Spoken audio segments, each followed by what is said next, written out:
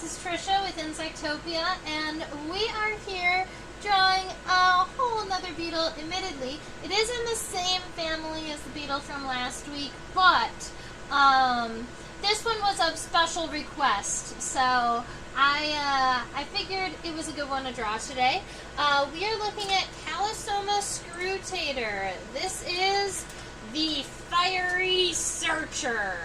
Alright, it does earn its name because if we look at this beetle from a dorsal perspective, let's just go ahead and flip it in the microscope really quick. It has these absolutely gorgeous metallic and iridescent colors on it. Let's see if we can get this in focus. There we are. Okay. This specimen, admittedly, at this point, only has one antenna. It did have two about 2 weeks ago. I don't know where the other one went off to, but that's all right. I'll be able to collect another specimen at some point. And we've got one that's full, so we can still draw it in its entirety. Fiery searchers are absolutely beautiful and metallic. They have this base of kind of green in the center of the elytra, but then along on the edges, you're going to have these absolutely really gorgeous red margins here that go all the way around the beetle. And if we zoom in and we look really closely at the elytra, zoom further, zoom, zoom, zoom. Is it not? Doesn't want to zoom. There we go.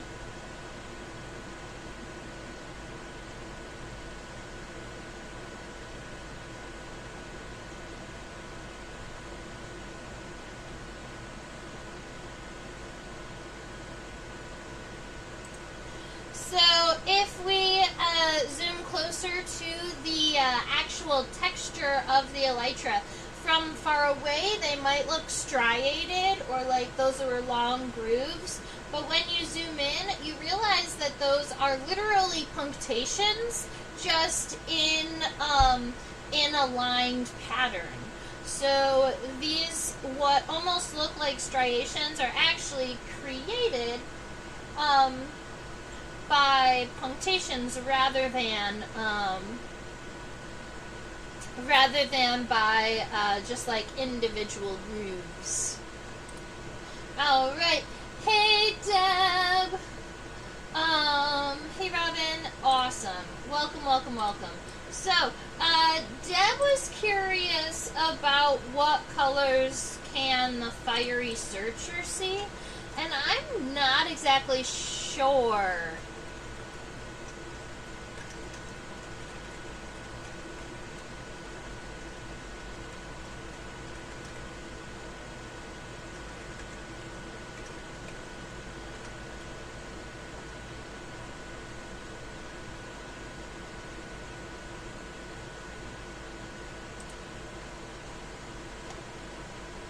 So it looks like they have a more limited color vision. Looks like they might not see a full spectrum of colors. They might see more of on the side of UVs and blues and greens rather than being able to see lots of reds. But I have not done a lot of research on fiery searchers' vision. I do know that they spend a lot of their time hunting down caterpillars, and while they're hunting down caterpillars, they're probably going to have to be able to see a variety of colors. I think that would make sense. They have cursorial legs. Cursorial is going to be our big scientific name for running legs, right? So instead of just being able to kind of walk around slowly with their legs, they've got long extended legs that are definitely going to help them run in their environment. Where fiery searchers are common, you're going to find them at nighttime running around at like gas stations, and other larger light sources. So they do come into the lights, although I would almost argue that they're there at the lights because there are moths and other insects there to eat, not because they themselves are attracted to lights. Because I've gone blacklighting in a good number of regions where they're native to, and I've never had a fiery searcher come to my light, even though I have seen them in huge numbers at large lights like gas stations and strip malls and banks. I've even seen a good number of them at car dealerships, although I would not recommend going to car dealerships to collect anymore. They used to be pretty good. Now they're full of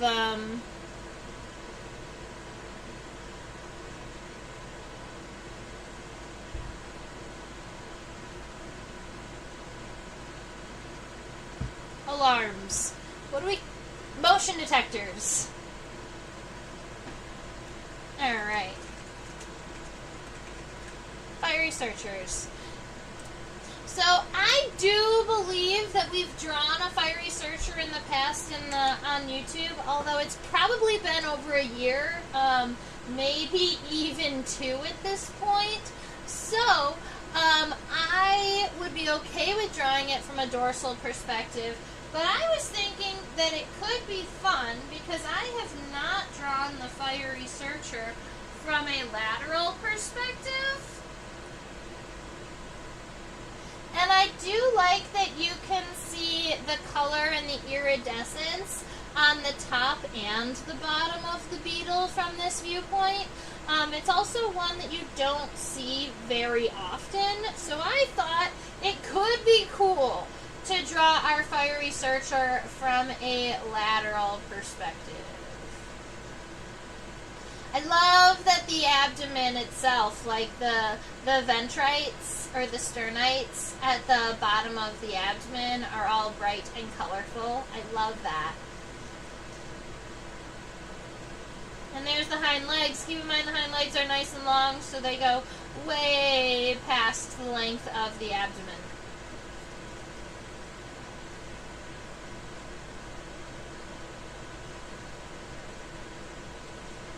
So, as far as I'm aware, there are 2 common Calosoma in the United States.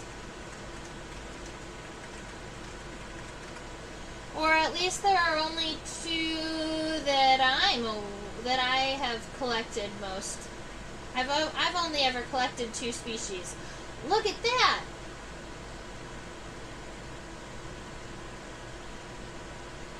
It looks like there are 8 species of Calosoma in the United States.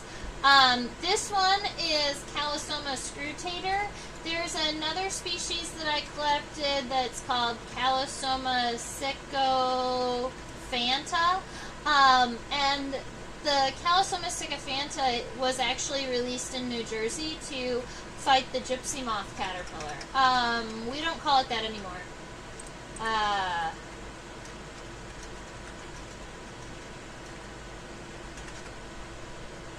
The spongy moth caterpillar.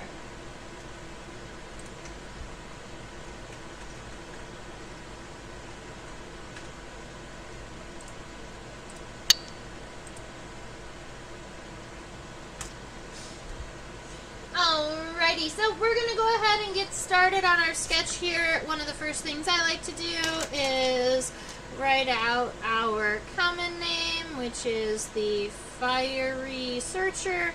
The fiery searcher is a common name that is used for this exact species of beetle rather than using a common name that's in reference to the entire family.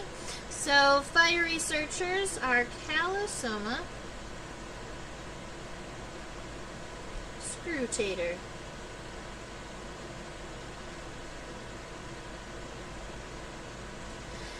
And I know that soma is rooted in the word for mouth.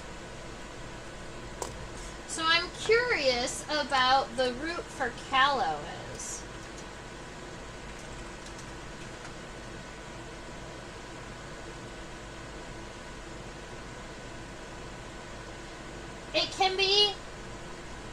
can be connected to the idea of heat, as seen in the Latin word calor. Like calories, calor means heat. So, calosoma, I guess, means hot mouth. By researcher, hot mouth, sure.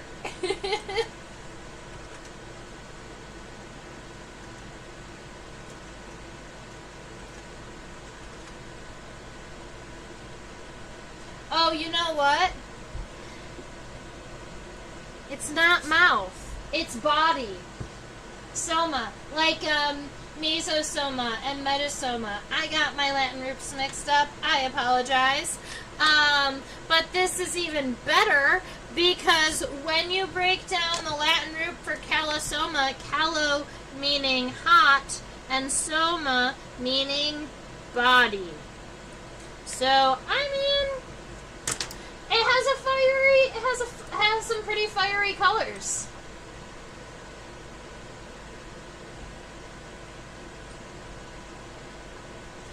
Oh, nature up close saw a bunch of them feasting on caterpillars. Do you know what kind of caterpillars there were?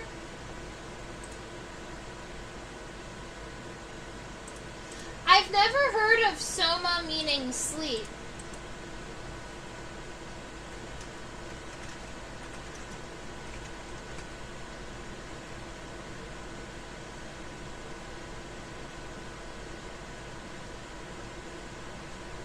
Soma. Oh, you know what? But it is Greek, not Latin. Soma in Greek means body.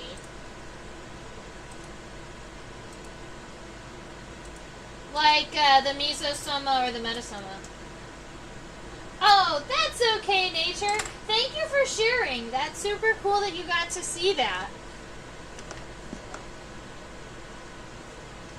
Alright, I'm going to turn the paper sideways. I just know that there are some calosoma that are released for caterpillar control, and it would be cool to know if the specimens that they were releasing for control were actually working the way it is. Bags has got the answer for somna. They are thinking that somnus means sleep, rather than soma.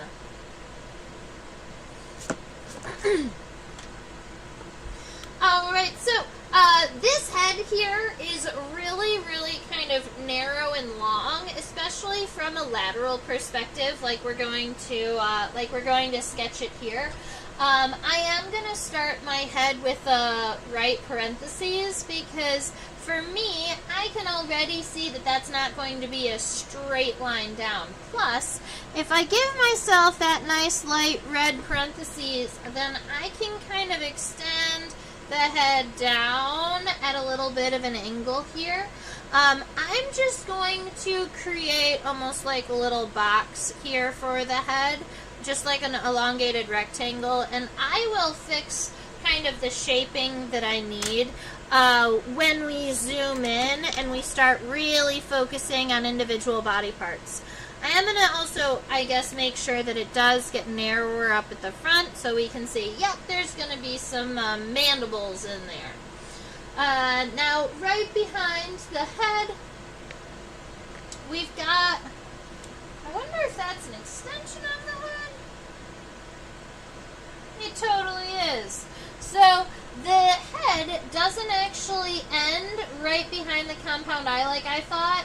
From what I was looking, this looked like the back of the head, but in reality, it's this. This line here is the back of the head. There's going to be a whole another region behind the compound eyes. So I'm going to erase this a little bit and just admittedly make it a little bit longer because I want to make sure that we get that fit in here.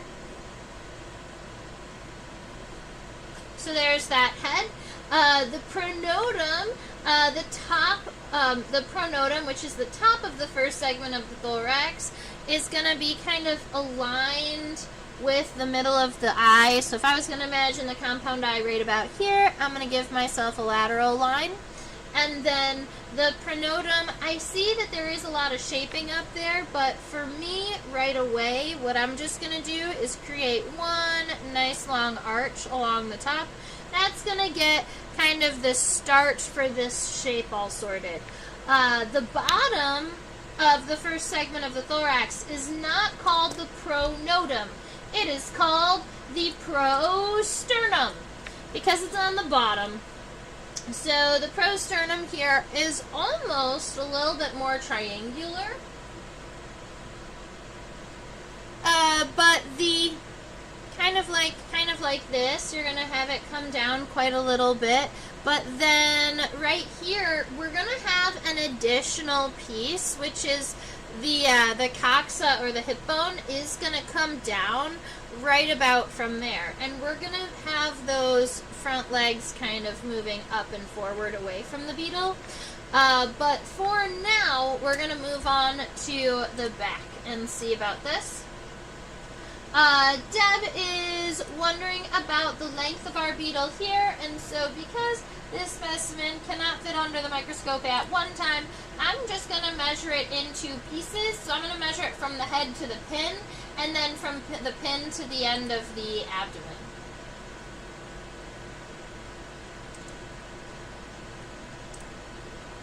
So from the head to the pin, this specimen is 1.57 centimeters long.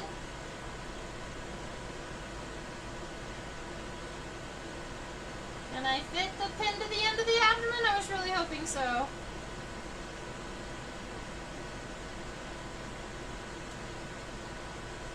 Just barely. Okay, so from the pin to the end of the abdomen is 1.71 centimeters. So if you add those up really quick, that is 1 plus 7 is 8, 7 plus 5 is 12. 3.28 centimeters long.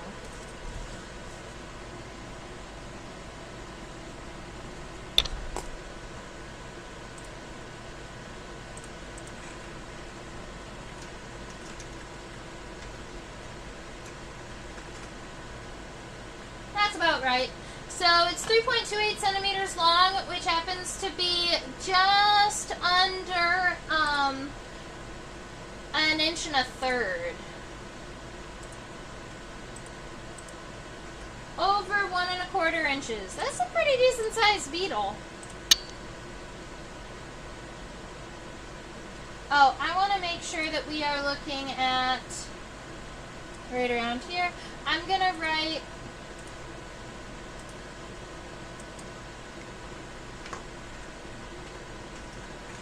the length up here just in case. All right.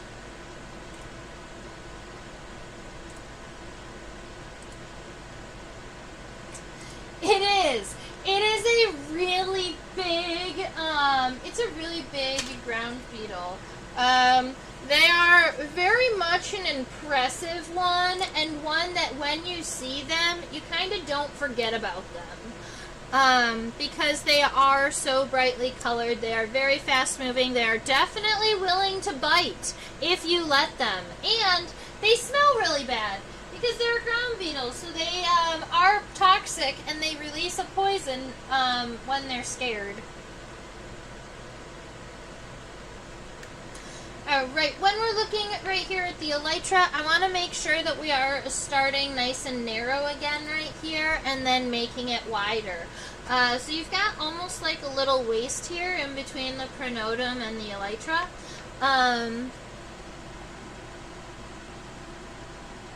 We're going to start way up here.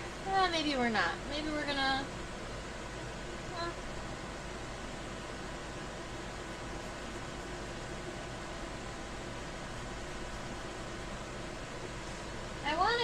I'm going to use this specimen in real life to get a little bit of the ratios going.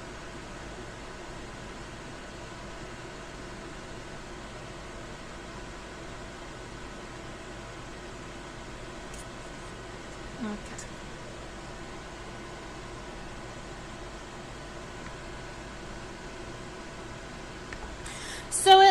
like the elytra. If I was going to give you my best kind of estimate, the elytra is about double the length of the head and the pronotum combined. And that makes quite a bit of sense because regularly I find that the head and the pronotum in beetles is approximately a third of the body length, and then the remainder is in the elytra. So if you wanted to give yourself an estimate of length, you could go ahead and give yourself a measurement, go boop, boop, and that'll tell you pretty much exactly how long the elytra should be. Admittedly, I'm going to have to take up this entire space to make sure that my beetle is approximately the right length. I don't want the elytra to be a lot higher than the pronotum. Admittedly, once it gets kind of up, this is going to, instead of arching, it's going to kind of flatten out and then come down. But the elytra here, this is the edge, or that really pretty red line. It should start, yeah, it is going to start right around here where that lateral line for the prothorax is, but then it's going to kind of drop down a little bit from that point, stay steady for quite a while, and then closing in on the end, it actually does swoop down just a little bit. And I'll go ahead and switch the microscope over so that you can see that just a little bit better. There you are. Can you see how that elytra kind of comes down a little bit to meet the abdomen at the end? And so then for the abdomen here, it does meet pretty evenly here, and then we're just going to... It goes, let's see, boop, boop, boop, boop.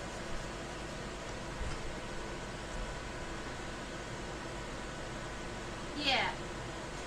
So the abdomen here doesn't go as low as the bottom of the prothorax. The abdomen actually goes all the way down to it's gonna be even with the bottom of that coxa here. So we can take this shape, and we're going to want to meet it right, there we go. We don't want to meet it way up here where the elytra is. We want to meet it kind of where the bottom of that prothorax is, and then it's going to make a really kind of nice even swoop down in that direction. Then we are going to add the middle and the hind segments of the thorax before getting to the abdomen here. And those segments are going to be where the legs are connected. But that is going to give us a really, really nice head start to what we are drawing. And I think it's right about time to get zoomed in so that we can see some individual features and individual characteristics of the fiery searcher.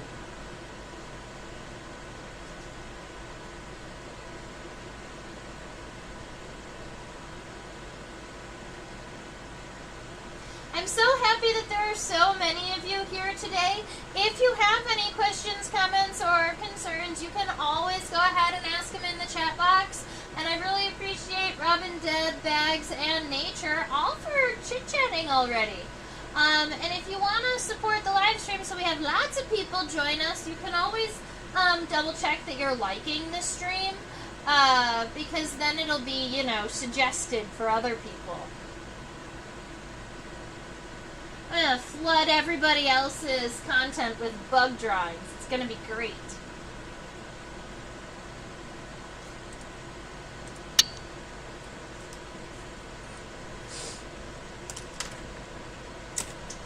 Alright, we're going to see what we can do with a pen. So the compound eye is not right up against the back of the head here. It is kind of forward up in this direction here. I already have a little bit of a parenthesis where I thought the head ended, and that was right about where I was going to put the compound eye. So I just added enough behind it, and I still have that line. So right about here,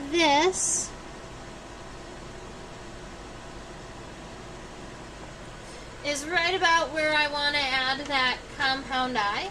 And then moving forward, let's see, I'm going to add the cross-hatching within the compound eye, so that's going to create all of those little individual lenses so that our fire researcher can see nice and well.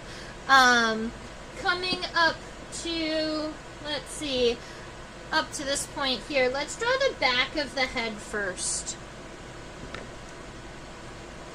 Because if I was going to have that parentheses right there at the back, the one thing that I notice about the back of the head is right here, kind of like behind the compound eyes, it almost looks like an extension that's like a neck, and it gets a little bit wider. So I'm just going to go ahead and make that part just a little bit narrow. I'm going to widen it up here.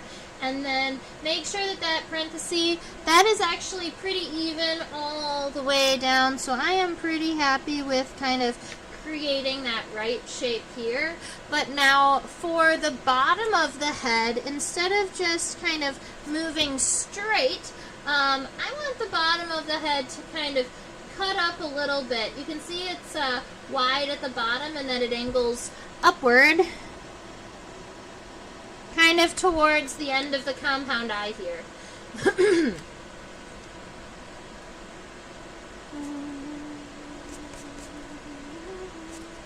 Alright, so that's where this is what we look like so far, and now we're going to go ahead and add all of this front stuff.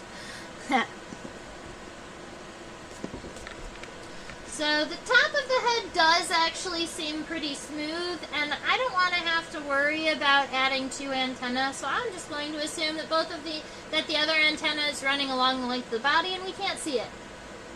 But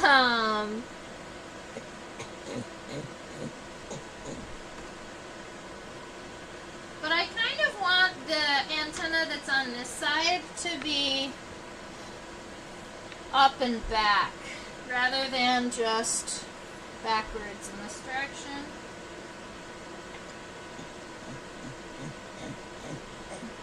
Admittedly, they don't really put their antenna up and back.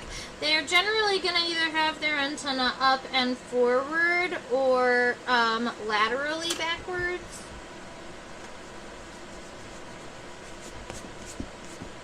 Like longhorn beetles put their antenna backwards, but a lot of times fire researchers, they're always searching in front of themselves. Alright, so I'm going to make sure that this line goes out nice and smooth. This right here above, between the left and the right compound eyes, we call the front of a beetle's head the frons. Alright, so way up there is the frons. So the frons up here looks pretty smooth, and then as we're getting closer towards the mouth part, we get the clippius, which is going to be, let me see if there's a clippial suture here. There really isn't.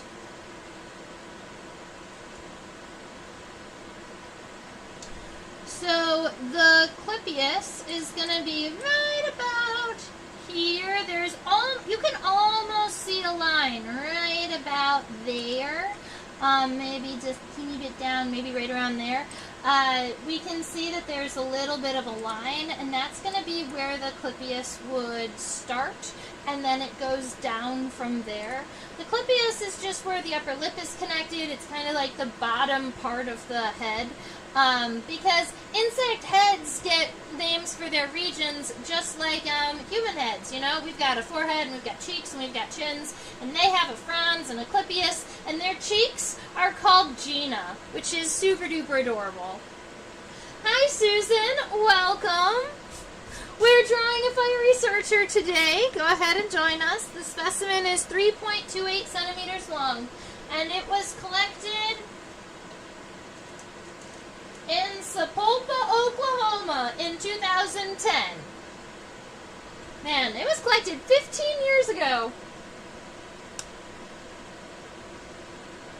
Alright, this might have been the first fire researcher I collected.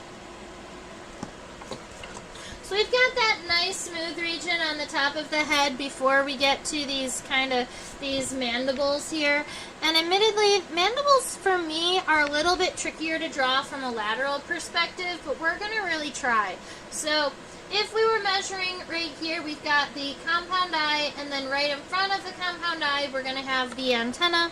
I am going to make my antenna just kind of go straight up until the end. That's going to be kind of the best way, and it's going to look the most realistic in comparison to kind of pushing them backward like that. So right here in front of the compound eye, I'm going to add just the first segment of the antenna so that I know right about where it is, and I can see some spacing on it a little bit.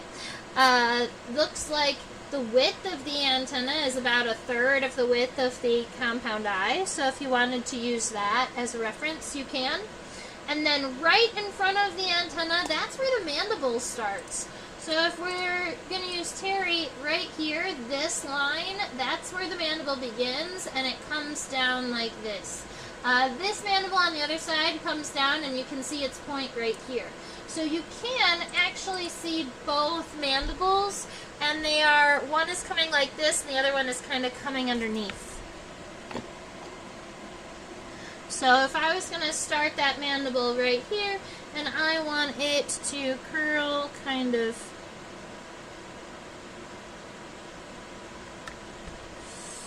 let's see. It's weird because the mandible almost looks like it's angled down.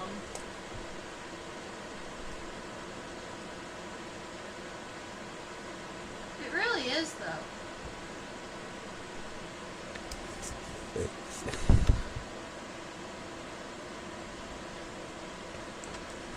How do you make a mandible that's angled down like that? That's cool.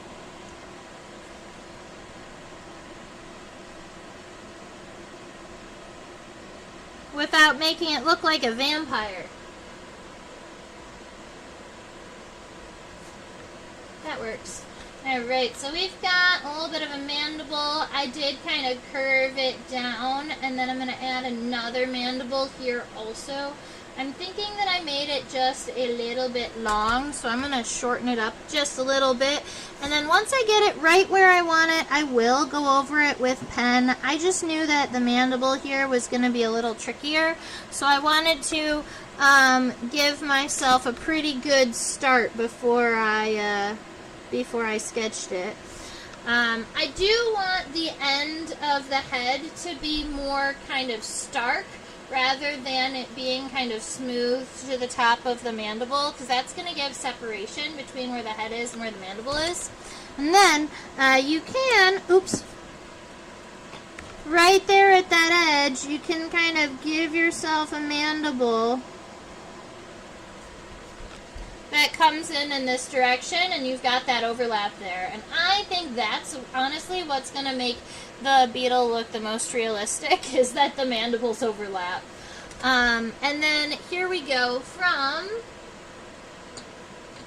the underside of this mandible. I'm going to give myself this little shelf here, and it is going to come back and then straight up right around here. So that, I'm thinking I want it to be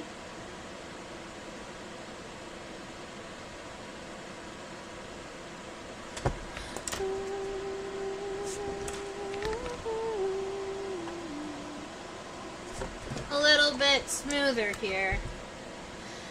And then for the bottom part, we can definitely see those palps, right? We have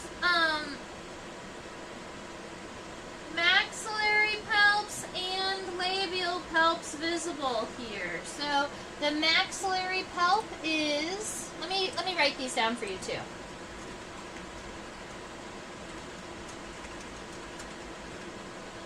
So we've got both maxillary and labial palps. The maxillary ones are the big longer ones. It's going to be this one here that seems to be kind of on top of the one on the bottom. It is 1, 2, 3 segmented, the maxillary palp. It's connected, might be even 4 segmented. There might be a little itty bitty segment right here. 1, 2, 3, 4. I count 4.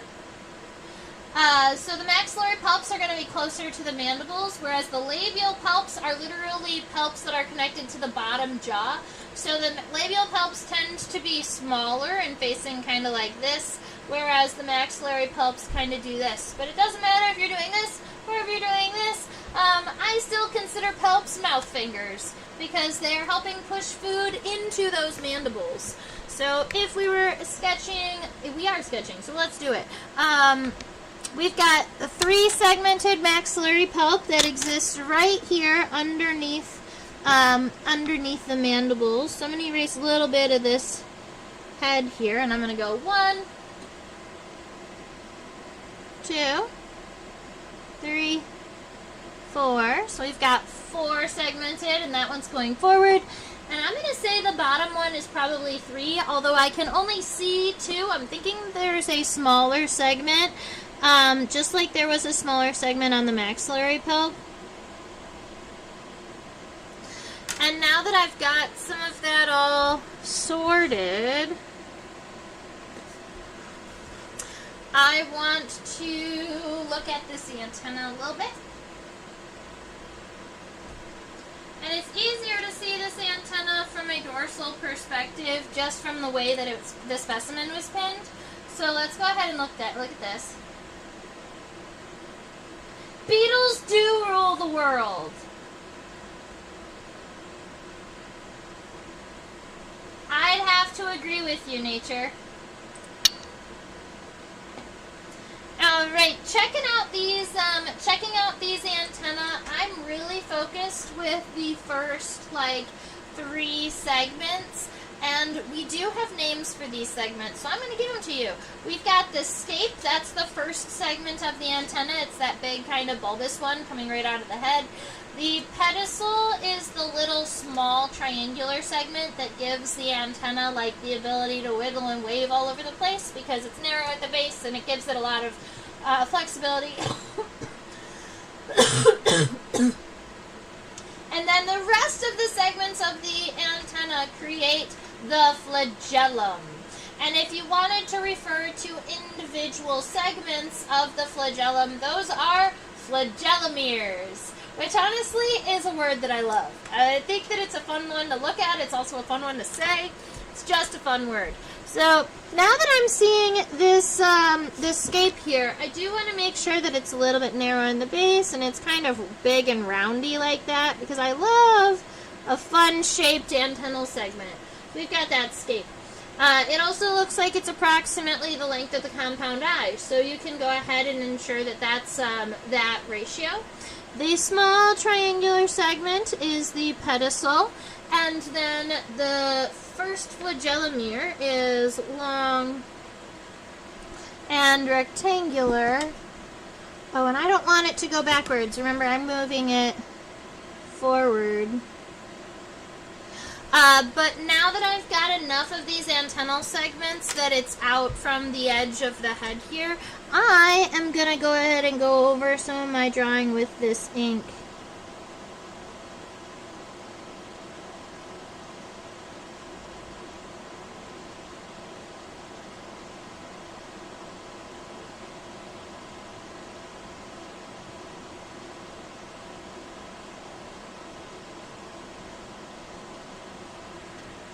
Alright, so the mandibles up here, there's a lot going on, but primarily because we also have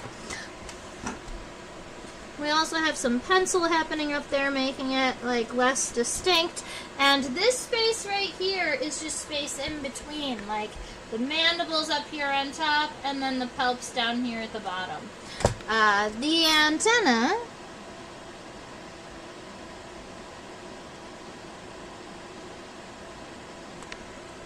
Let's go ahead and count the number of segments on these antennae before we draw them. These antennae are going to be considered straight antenna with the scientific name filiform, meaning that these segments are longer than they are wide, and they don't have any specialty parts, right? They're not big and feathery like a moth's antenna. They don't have a really big club like some Some diving beetles or some ladybugs also have clubbed antenna. Or like scarabs have big clubbed antenna.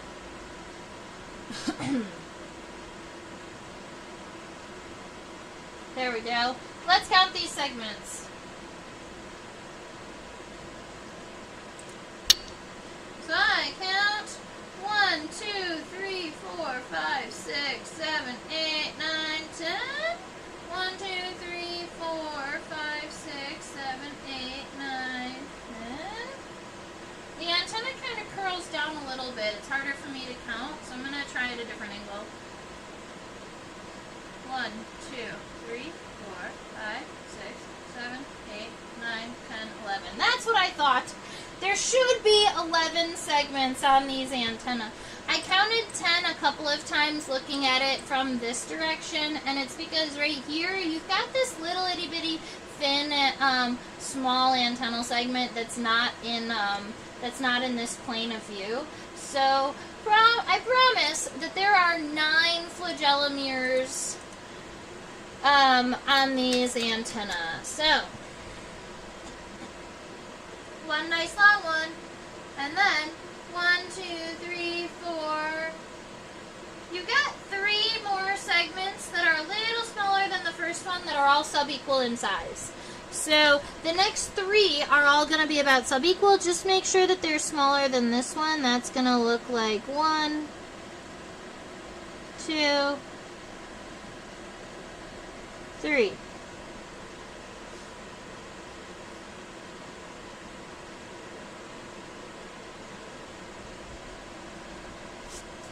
I want to make sure that my antenna aren't curling forward too soon, because I don't want my antenna to run into the front of the paper. I want to make sure I have at least some space for it. Alright, we're going to try. Scallum, scape, pedicel, flagellum. 1, 3 more segments, 1, 2, 3. Now we've got 1, 2, 3, 4, 5 more segments, and all of these segments continuously get smaller, and they are all rectangular. So we've got 5 more segments getting progressively smaller. 1, 2, 3.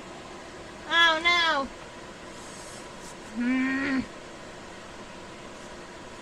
I'm gonna do it. I'm going backwards.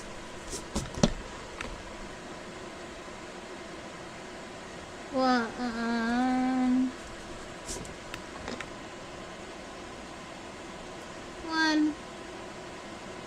2, 3 big ones.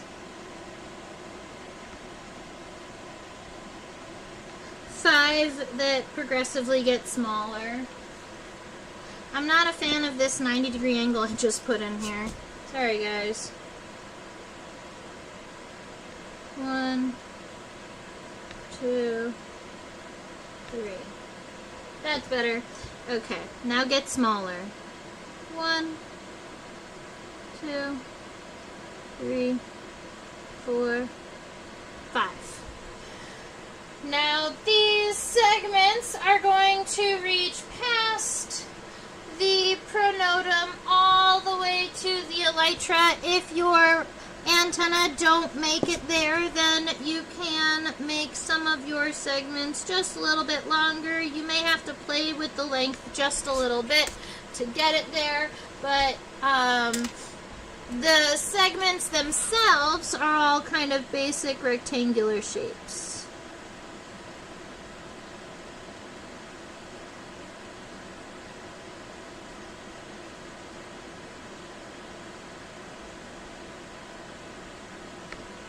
Alright, so we've got 11 segmented filiform antenna.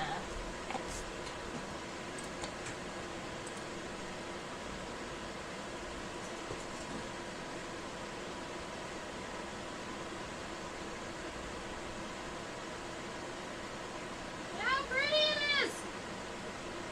Can't help it. Just a gorgeous beetle.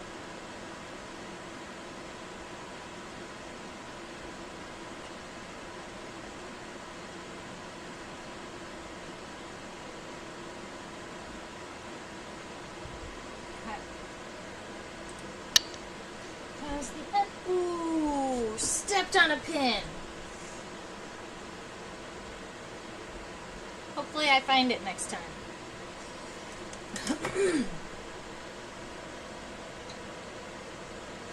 Alright, so me, when I'm looking at the pronotum from a lateral perspective here, one of the things that I'm seeing is that the beginning and the end of the pronotum are a little bit more flat than the center. We've got it almost like a central curve, but they do kind of level out on either side. So I want to make sure that we have that in our sketch here. I also want to make sure that the pronotum goes over the edge of the head and not under. I've got a little bit of a weird thing happening here.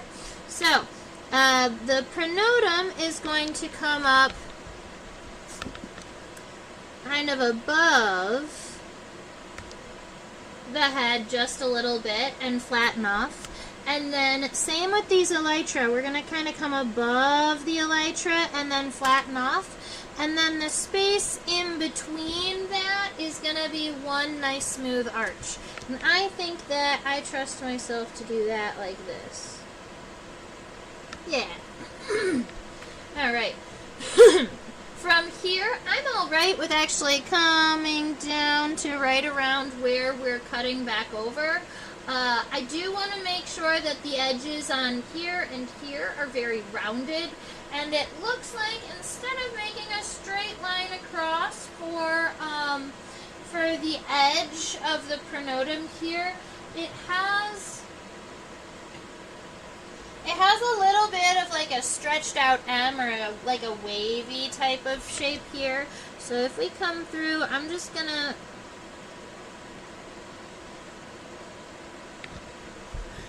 give it a little bit of a wave here, and there's two humps, kind of like an M, but you're going to make sure that it is pretty straight.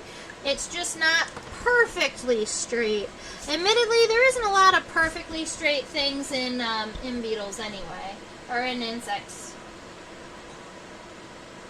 Now, there is something kind of cool that we can see from a lateral perspective that you have not seen before. I see a characteristic that none of you have heard about before, or at least none of you have heard about it from me before, because this will be the first time I mention it in a live stream. It's the first time it's really easily visible.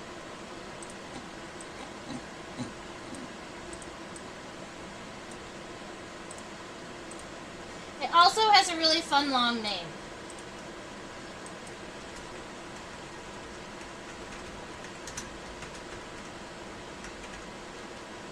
So, from this perspective, we can see the phytoresearcher's notopleural suture. A suture is a place where two pieces of the exoskeleton meet, kind of like if you imagine the plates of the exoskeleton being kind of like tectonic plates, right? Where they meet, if you look at them from the top, there's going to be this line there. And that's what a suture is. It's a line that you can see in between segments. Now, this line goes from here, you can see it really well right here because it catches the light, but it goes here and it runs all the way across the length of the prothorax here. And that is the notopleural suture. Sometimes it is shortened into the letters NPLS. If you see it in like literature or in graphics and design, sometimes it just looks like that, MPLS, and it does kind of arch down. I'm curious if I add a little bit of, if I overexpose this image, I wonder if I can get more of that line to show. Let's see what happens. Oh, that might be a little bit too much. I'm going to focus down and see what happens.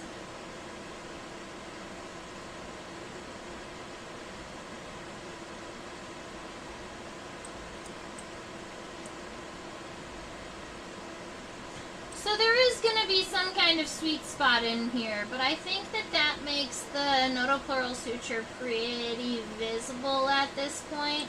So it goes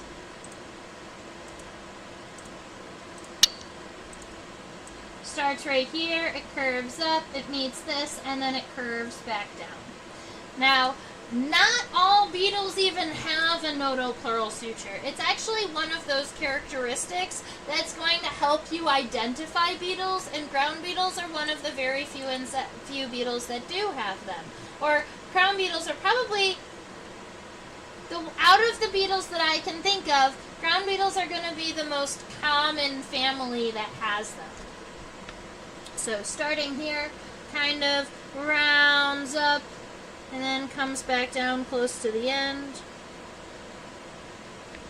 Cool. I like it. It's fun. Now, noto is because it's close to the top, and pleural is because it's on the lateral side. Like a pleuron is a sclerite on the side of the beetle. So, like a sclerite is one of those is a plate of the exoskeleton. So we call it a notopleural suture because it separates the notum from the pleuron.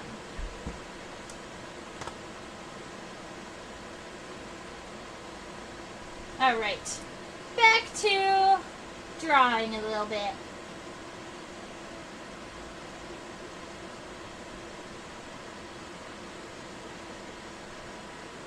Because we're drawing this from a lateral perspective, and because I'm feeling motivated to do it, we are just going to draw.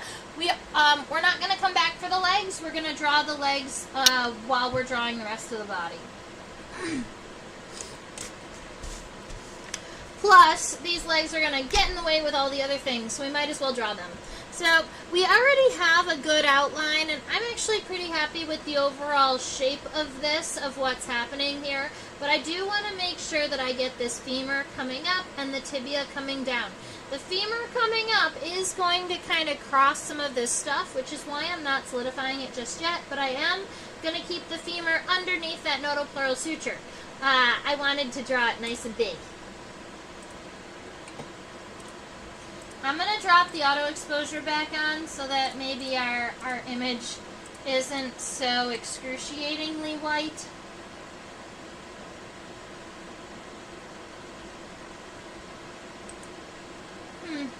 There it is. I'm amused by this texture on the underside of the femur though. That's not just texture. That is a line of hairs.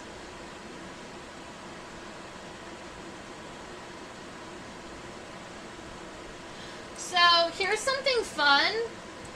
I'm not sure about what it is or why it is, but if you at this view were looking at all of these little, what look like little punctations or little punctures, balloons, like little dots, they're not punctations, they're hair follicles. Out of each one of those little dots, there's a little hair coming out of it.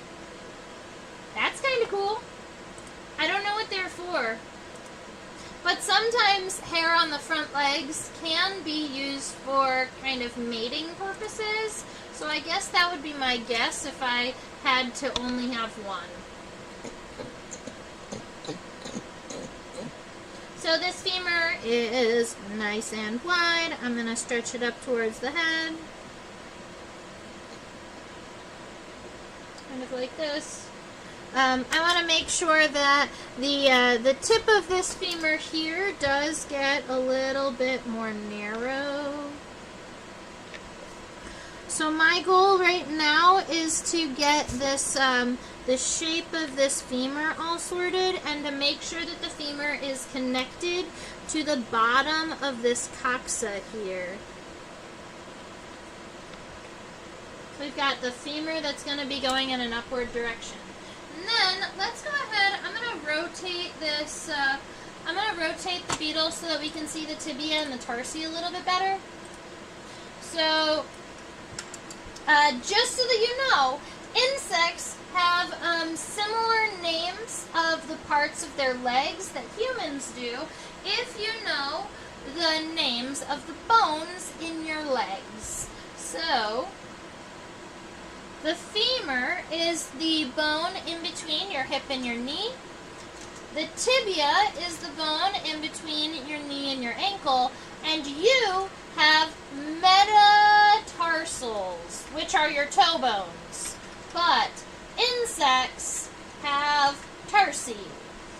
So they have something similar yet different. This is the femur coming up, tibia coming down, and 1, 2, 3, 4, 5 tarsal segments on the front leg. So nice and big and wide in the beginning, and then right here on the tibia is going to start narrow and get a little bit wider. I know that there's a handful of us out there that love a good tibial spine or a good tibial spur. This is one that is not jointed, so it's going to be stationary. I know that the difference between a spur and a spine is whether or not it has a joint and can move, but admittedly, I always mix them up. So, whoops. So if anyone has it in chat and wants to share with me the correct name for the ones that don't wiggle, you're allowed. You can do that for us.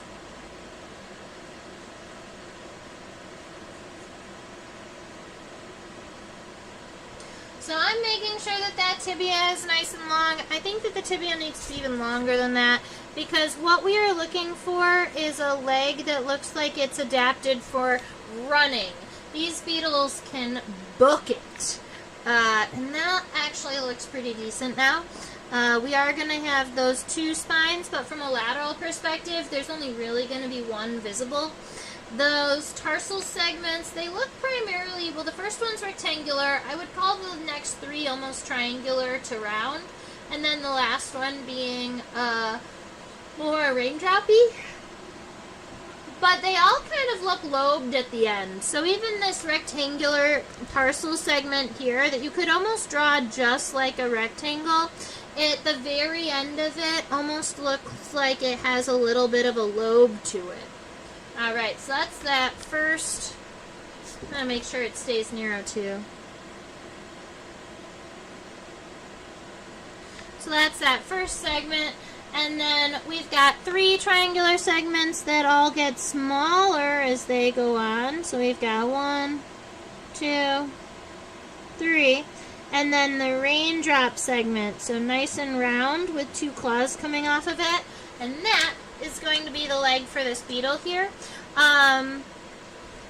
I think that it's all ready to get inked in, so I'm just going to go ahead and kind of imagine where all of these shapes are, but I want to make sure that I am only drawing the lines that are on top. So we've got this is what is visible of the coxa, but then the femur is going to kind of come on top of it, like so. We've got the tibia coming down with that spine, and 1, 2, 3, 4, 5 tarsal segments. Cute. And the notopleural suture honestly is doing what it's meant to do. So here's the way that I describe it to my students when we're talking about beetles that have versus don't have. So if you do not have this notopleural suture, then what your exoskeleton looks like is more like this, where you've got the top pieces, and they meet the bottom pieces at one ridge, right? So you just have the notum on the top and the sternum on the bottom, but you have just a single ridge or one single margin. With this, you have the end of the let's call this the end of the sternum coming up, but then you get the notopleural suture, which ends up creating a prothorax with an actual true edge. Alright, because up here we've got that nodal pleural suture, and down here we have the end of the sternites. So this is what happens to the edge of the beetle when you add this extra piece here.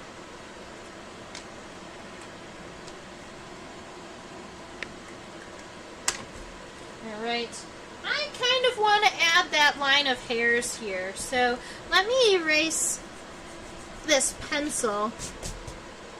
And I wanted to add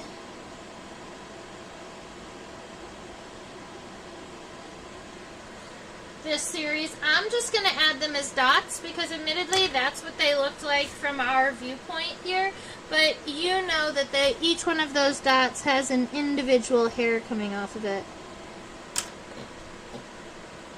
Alright, let's go look at the rest of the body.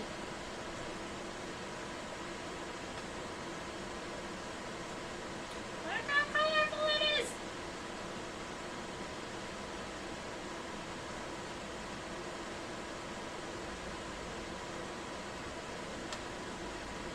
I'm so happy.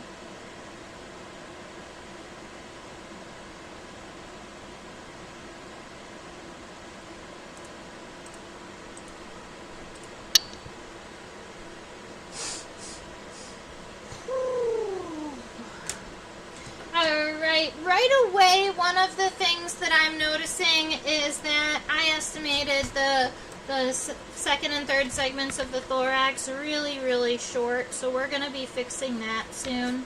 The end of this second segment may have been kind of right. This is the second segment, and it ends right about where the leg is connected, and then you can see almost like a little diagonal line that's coming off to the left. That's the edge of the second segment of the thorax. So if we start kind of where I ended here, but then instead I'm going to give myself more of a diagonal line. Now the bottom, right about there, this is where I'm going to be adding the coxa, and then the femur is going to be coming up in this direction. It's going to cross that edge of that elytra and then come down. But then, if we're looking at the hind leg, or the last segment of the thorax here, the line starts here and does a wee.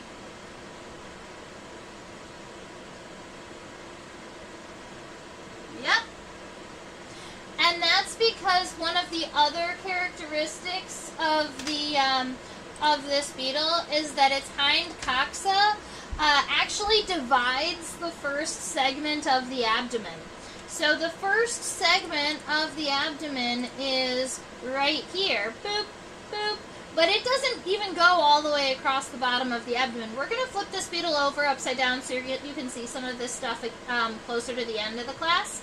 But this goes straight down, this thorax kind of cuts it in half, so this first segment does not go all the way across. And that is one of those characteristics that we use to identify beetles in the key, like the Bohr and DeLong key.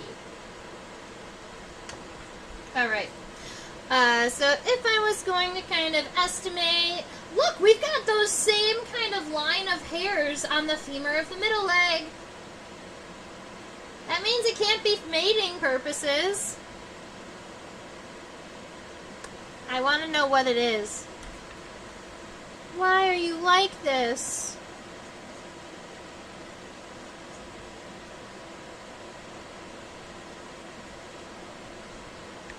Alright, so I'm going to estimate my femur kind of coming up like this. Admittedly, my leg, I think, is going to go past the edge of the elytra a little bit more than the specimens. But I just think that I put it up at a slightly different angle. And then for the tibia coming down, the tibia does look like it's even longer than the femur here. So I just wanted to get myself an estimate. There we go. So now we've got a tibia coming down.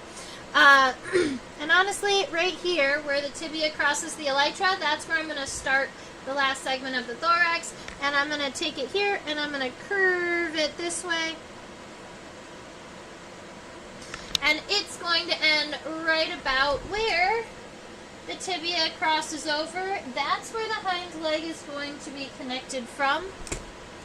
And if I move the specimen,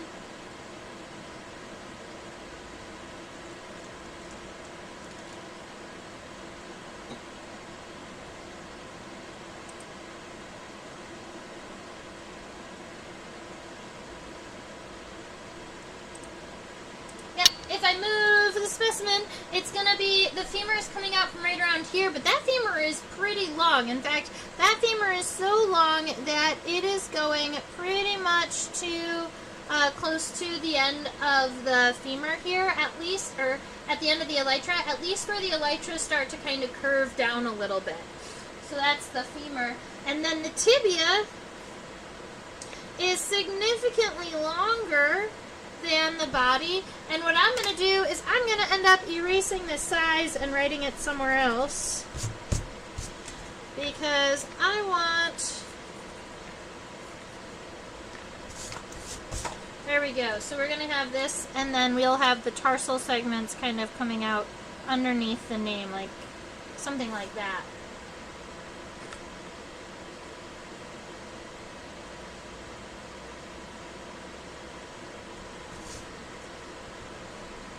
I'm getting pretty stoked. I think that this beetle's going to turn out okay.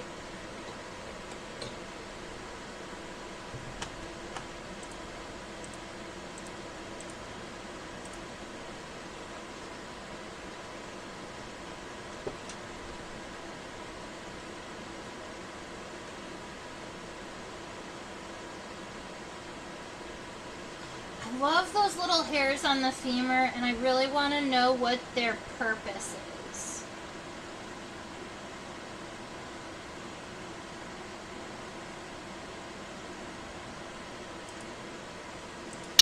Alright, getting a good view of these. I am just going to go ahead and go in with pen here. I want to add just the legs first, and then I'll fix the body up underneath it. Make sure that your femur looks nice and strong.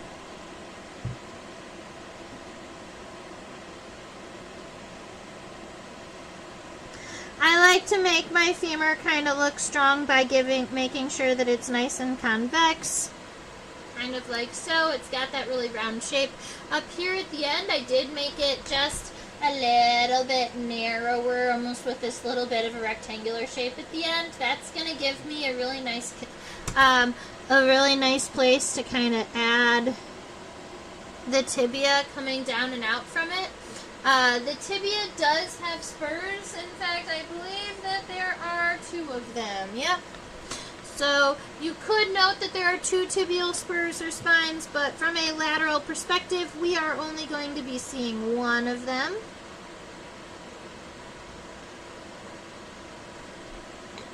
We've got that nice long guy there, and then I want to add the spine on the inside, right along here. Then we have tarsal segments. Mystery hairs, yeah.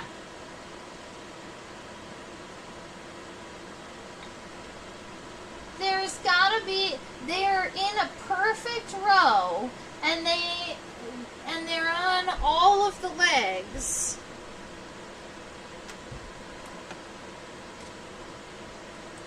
Someone's playing a trick. Someone's being tricky. Alright, so we've got 5 tarsal segments here again, so that is going to be 1, nice and rectangular. 3 triangles getting smaller and smaller, so that is 1, 2, 3. And then a raindrop segment that is narrow at the end, narrow at the beginning, round at the end, has 2 claws. Alright, that's what my middle leg looks like. Let's go do the hind leg, and then we'll add the body.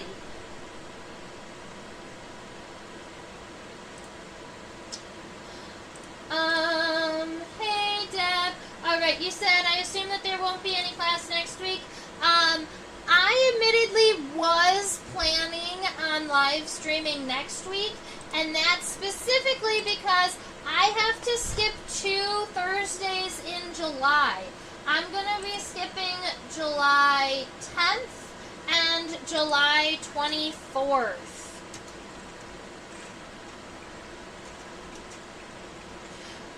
One of them is because I'm on an insect collecting trip in New Orleans, and the other one is I'm on an insect collecting trip in Arizona. So, I am going to be out of state and probably in the middle of the woods on those days. So I won't be able to live stream, but we will be able to live stream on all of the other days. Thank you, Deb, for letting me know, and I hope that your kitty gets better.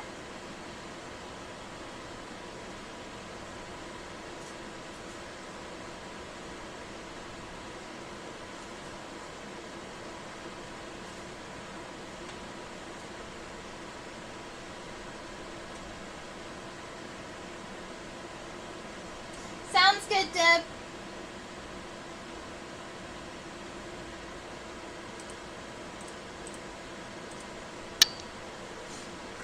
Alright, this hind leg is really long.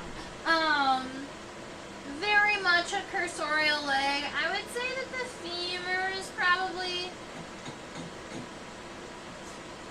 I don't know. The femur almost looks the same length. It really is the tibia and the tarsal segments that are significantly longer. So I might modify this just a tiny bit.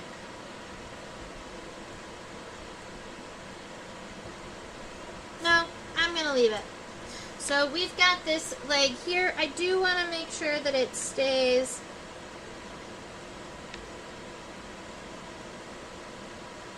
kind of strong looking here, and I did shorten it by just maybe like 1/4 of an inch, just a little bit as I was drawing it. And I'm just going to re-angle the tibia from this point, but I'm still going to have it as equally long. So this tibia here now is going to come down. It gets flared out at the base just a little bit, and then you've got this spine at the bottom like that.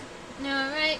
And those tarsal segments, man, they have really long little toe segments here at the hind legs. So if we look at those, they also have these really cute combs on the bottom of their tarsal segments, almost like really little fine hairs.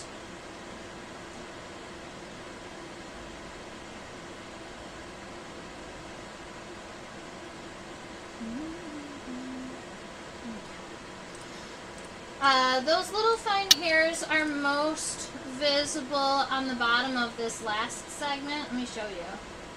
Check that out. Cute.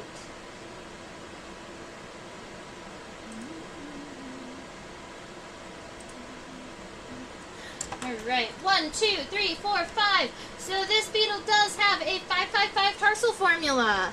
So first tarsal segment is nice and long and rectangular. The second one is actually also mostly rectangular rather than being triangular like the other ones. And then we've got two kind of triangular segments here. 1, 2 with a raindrop and some claws. So we've got legs happening. I'm pretty happy with that. Let's go look at the body. The body should not take too much time to sketch out now that we've got the legs kind of on top.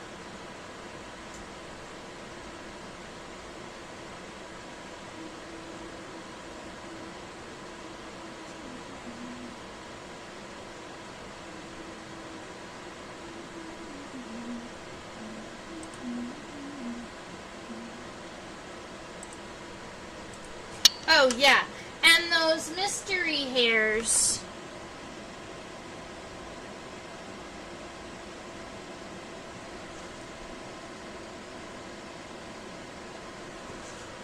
I'm adding them to my drawing so I don't remember to, so that I don't forget to look them up.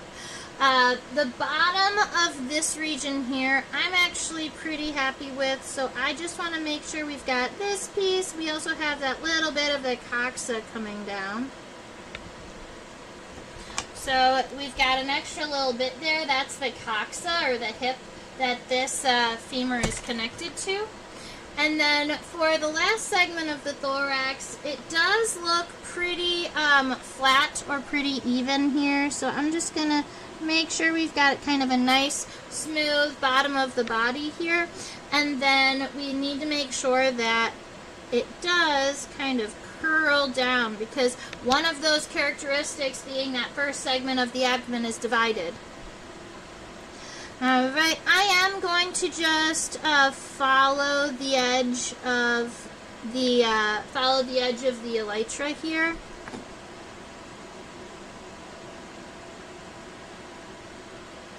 Pretty happy with what it looks like, so I'm going to copy the top two.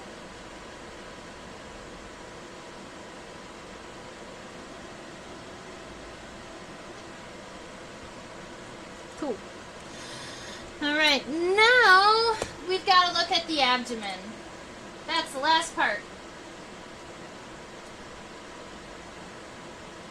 1, 2, 3, a whole bunch.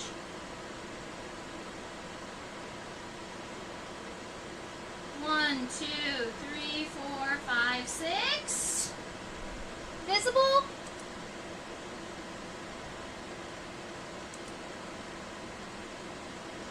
I'm going to have to flip this beetle over to confirm that there are 6 visible sternites, but from the lateral perspective, that's what it looks like. And lateral is what we're drawing. So I am just going to kind of smooth out the bottom of the abdomen, because sometimes there is a lot of texture in between the segments, but in this case there really isn't. And then this first segment of the abdomen, make sure that it comes down in a place where it comes down all the way straight, it's going to match up with the bottom of this point here. So you could take this point and go up, or you could go it in the other direction, but that's 1. And then you have 2, 3, 4, 5, 6.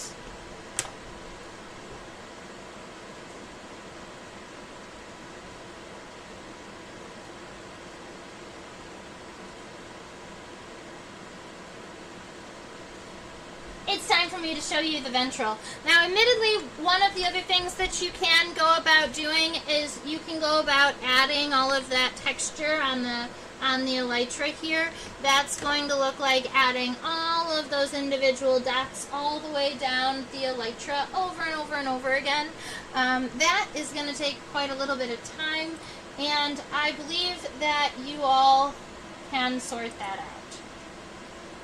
Now, this is the underside of the beetle, and the underside of the beetle is absolutely beautiful also. So, and sometimes I believe that the underside is even more beautiful. I don't know, I really, really love kind of the purple hue of the legs here.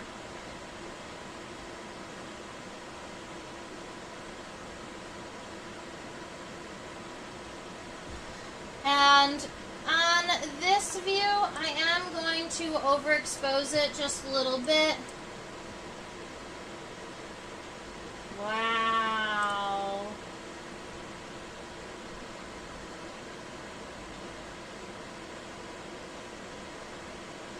So that segment that is split in half, that's this one right here. Kind of comes down, goes over, and then comes straight back up. That's the first segment of the abdomen that got divided. So this is 1, 2, 3, 4, 5, 6. Is there a little segment at the end? I think that that's just the edge of the bottom edge of the elytra. I think that there are 6. So that's good. The other fun thing about ground beetles, I did show you this last week with the ground beetle we sketched, but this is a new ground beetle, so might as well show it off. They have expanded trochanters on the hind legs. So, this little kind of triangular thing right here, boop, boop, boop, this little bit right here, is normally itty-bitty teeny tiny and kind of like a little kneecap that's in between the hip and the femur. But in ground beetles, they're kind of really big and expanded, and they just look like a big, strong muscle. Oh, and we can see... I actually can't see them very well. I was going to say we can see the notochloral sutures from the bottom, but we can't really see them well. Alright, so that is right about what our, that's what our fiery searcher is going to look like.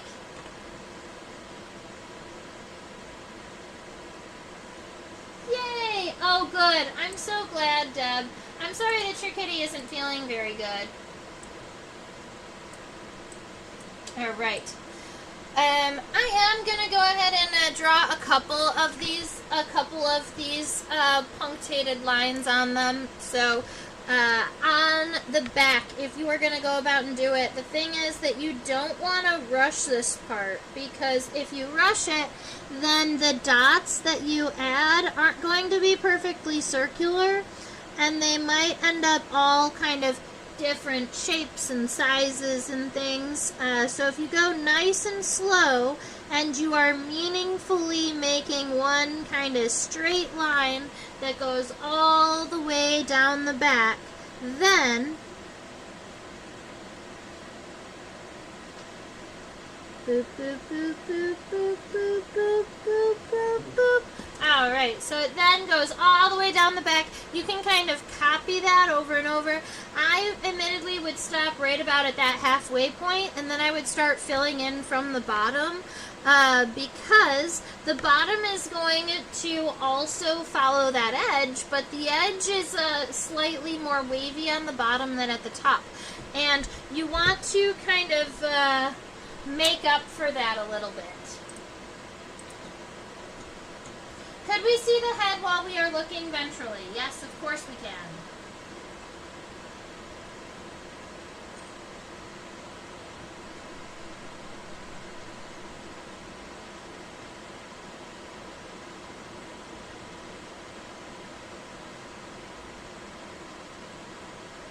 Once my computer loads back up. Grow up faster! Here we are.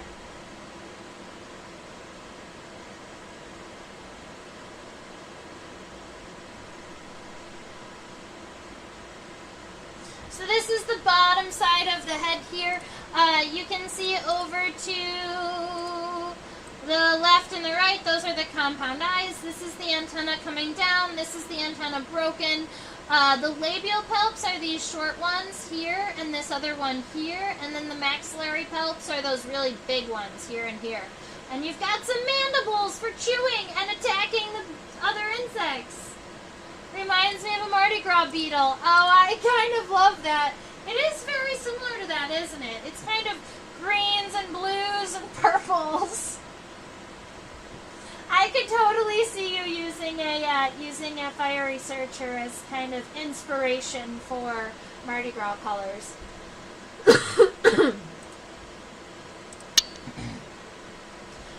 All right. Is there anywhere else on this beetle that you really desperately wanted to see, but we have not gotten to see the view or the vantage point yet? I know that a lot of people like to view insects head-on, so let's go ahead and look at the beetle head-on first.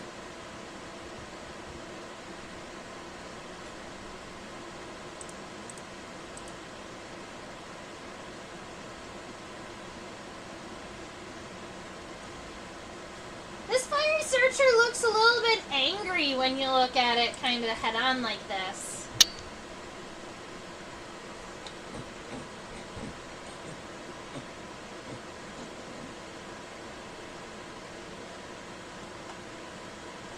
Alright, if there isn't any other regions of the insect that you would really like to see, we are going to start logging off. I also really, really love when people suggest our next week's insect so that I don't have to pick it. So, if you have an idea of what you would like to see me draw next week, or what you would like to see under the microscope next week, please go ahead and drop it in the chat, and I'll write it here on my notes, and we'll pull it out of the collection. And if there's an insect that you want to see that I don't have in my collection just yet, I'm going on collecting trips, so I'm hoping to be able to pull some. There's a handful of insects that are very common that we also have never drawn, and one of them being a mosquito. So one of my goals this summer is to collect a couple of mosquitoes rather than just killing them when they bite me. Robin would really like to look at a damselfly, so let's go ahead and do that. I'm happy with drawing a damselfly next week, and we can talk about some of the damselfly wing venation for identifying.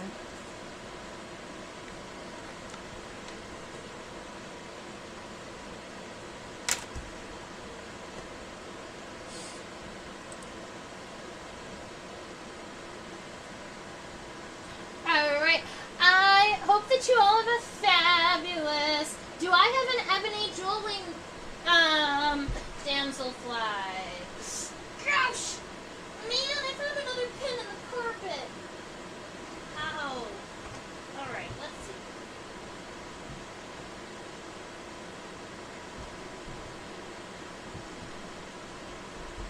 I do have a jewel wing damselfly, so we can look at that next week.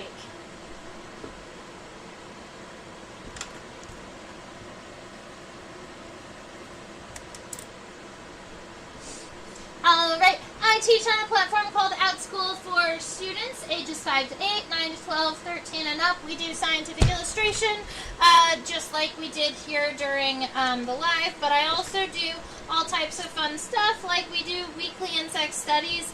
This week I had students specifically ask me about beetle flies, and if you've never looked up a beetle fly, please do. They're wild. There's very little known about them. There's only like 115 species in the world, and they're not found in the United States. They're found in like tropical African regions. They call them the Afrotropics. Over east of Europe, over into China, and then down into Australia.